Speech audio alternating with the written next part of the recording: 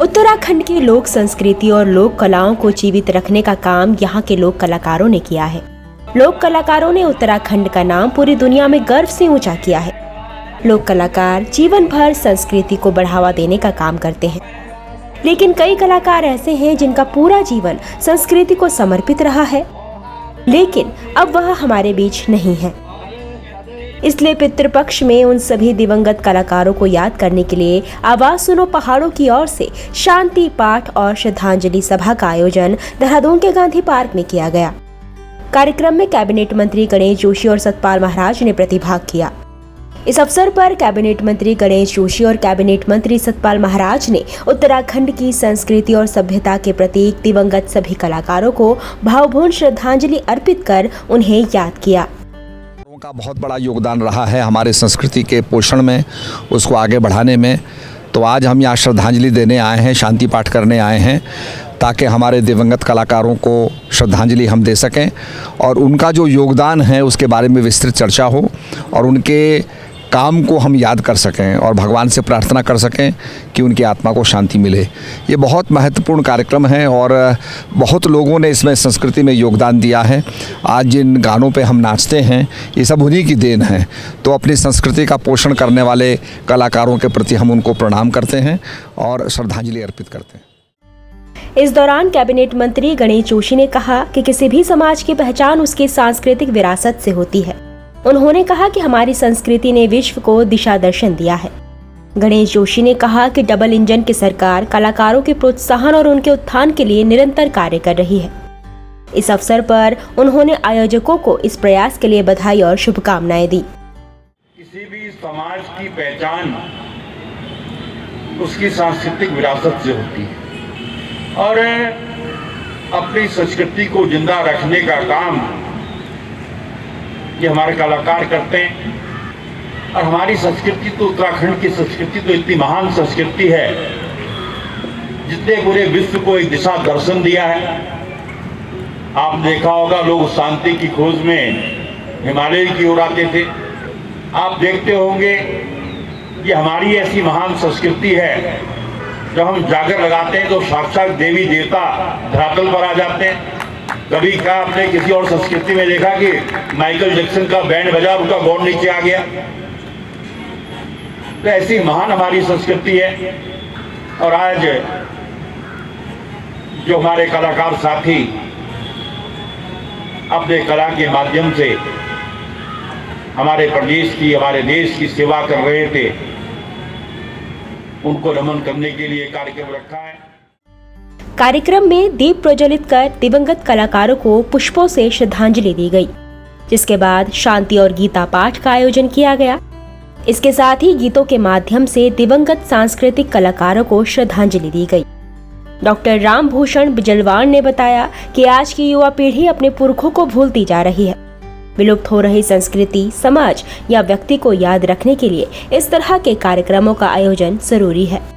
कम युवा होंगे जो इस संस्कार में जी रहे होंगे, तो ये इस प्रकार जो विलुप्त हो रही संस्कृति है, चाहे वो व्यक्ति हो, चाहे संस्कृति हो, चाहे समाज हो, ये जो विलुप्त हो रहा है, इनको कैसे हम याद रखें, कैसे स्मरण करें, उसके लिए इस प्रकार के आयोजन बहुत आवश्यक है।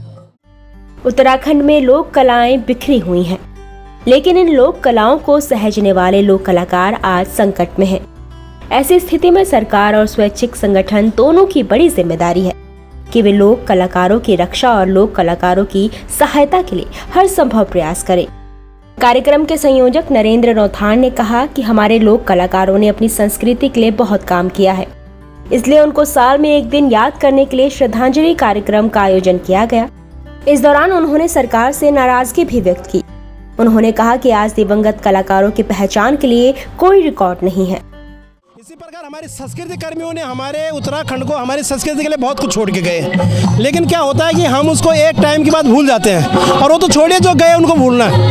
हमारे तो जिंदा कलाकार हैं जो अच्छा काम कर सकते हैं, उनकी भी बहुत दुर्गति है। इसलिए हमारा जो विचार है कि हम तो काफ़ी टाइम से वैसे हर प्रकार से ऐसे करते रहते हैं, कभी किसी की याद में, कभी किसी को श्रद्धांजलि के रूप में, कभी फिल्मों में किसी का नाम डालते हैं। लेकिन मैंने सोचा कि एक ऐसी मुहिम होनी चाहिए, साल में एक कार्यक्रम हमारे उन कलाकारों के नाम होना चाहिए जो कि हमारे बीच में नहीं रहते और बहुत कुछ अपने पीछे छोड़ के जाते हैं, जिनके गीतों से हम सुन के बहुत कुछ सीखते हैं, जिनके हम संस्कृति से लेकर बहुत सारी चीज़ें जिनसे हमें लगती है। और रही बात अब थोड़ा सा यह है कि आज देहरादून में पहली शुरुआत हुई है और बहुत अच्छी शुरुआत हुई है। बहुत अच्छे लोगों ने, बहुत अच्छे से उनके मैसेज भी आ रहे हैं। लोगों ने यहाँ पर सामान्य जो वैसे भी हैं, मतलब सबको लगा है कि वाकई संस्कृति कलाकार नहीं, संस्कृति हमारी महत्वपूर्ण है। और महत्वपूर्ण जो, जैसे आपको मैं बताऊँ कि एक सिपाही होता है ना, उसको पता है सामने दुश्मन है, तो उसके पास राइफल होती है, बंदूक होती है, जो भी होता है, गोला तोप जो भी होता है, वो उसको हमेशा सजा के रखता है। उसको ऐसा रखता है कि जब ज़रूरत पड़ेगी तो फायर करूँगा, दुश्मन को मार दूँगा।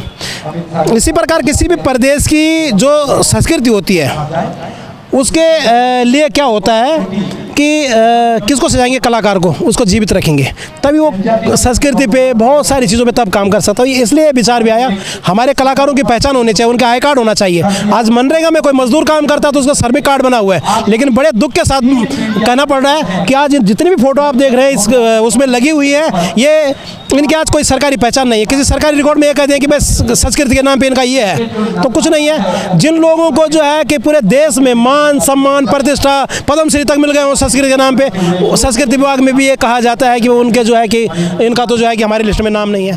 तो बहुत सारी समस्याएं हैं, कई बार जो है कि बहुत ऐसी चीज़ें हैं, तो इस सिस्टम को सुधारना है। कार्यक्रम में दिवंगत कलाकारों को श्रद्धांजलि देने के लिए पहुंचे गायक अमित सागर ने दिवंगत कलाकारों के लिए इस तरह के कार्यक्रम के आयोजन का होना जरूरी बताया। उन्होंने कहा कि जिन लोगों ने लोक संस्कृति, भाषा, लोक साहित्य के लिए अपना जीवन दिया है, उनका ऋण इस तरह के कार्यक्रम के माध्यम से चुकाया जा सकता है।